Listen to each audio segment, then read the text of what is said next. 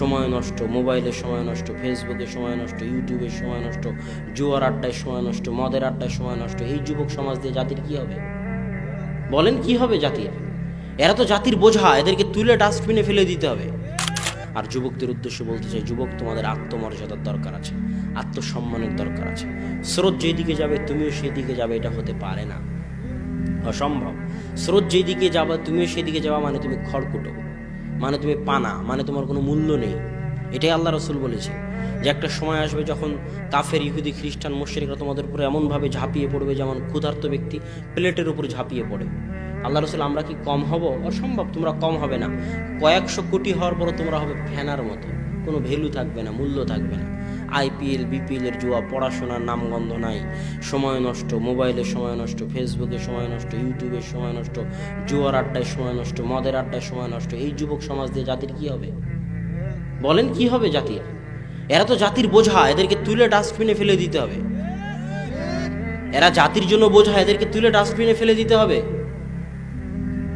ইসরায়েলে যাও, ইসরায়েলের ইহুদি কয়দিন বিপিএলের আয়োজন করে, কয়দিন আইপিএলের আয়োজন করে, কয়দিন ওরা মদ জুয়া আড্ডা নিয়ে ব্যস্ত থাকে, গিয়ে দেখে আসো। ওদের কাজ পড়াশোনা করা, ব্যাংক ব্যালেন্স, অর্থনীতি, জ্ঞান বিজ্ঞান, গবেষণা, প্রযুক্তিতে উন্নত হয়ে তোমাদেরকে কচুকাটা করা, এটা হলো ওদের উদ্দেশ্য।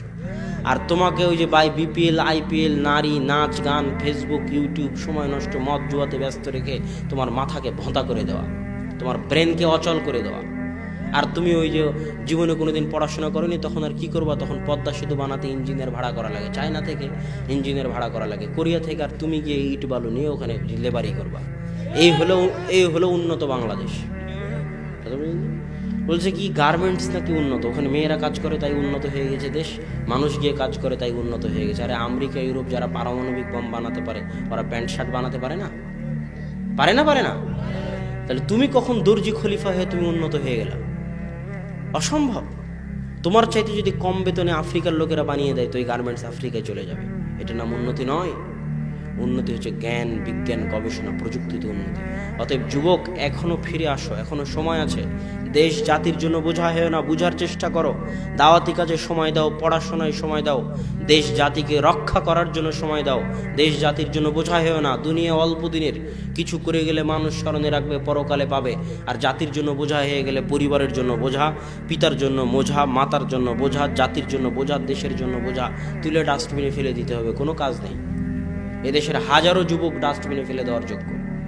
অতএব যুবক, তুমি নিজেকে কাজে লাগানোর করে গড়ে তোলো, পড়াশোনায় সময় দাও, জ্ঞান অর্জনে সময় দাও। স্কুল কলেজ যেখানে থাকো, বিশ্ববিদ্যালয়ে থাকো, যে শাখায় থাকো, সালাত সিয়াম ইসলাম আদায়ের মাধ্যমে জ্ঞান বিজ্ঞান অর্জনের দিকে সময় দাও।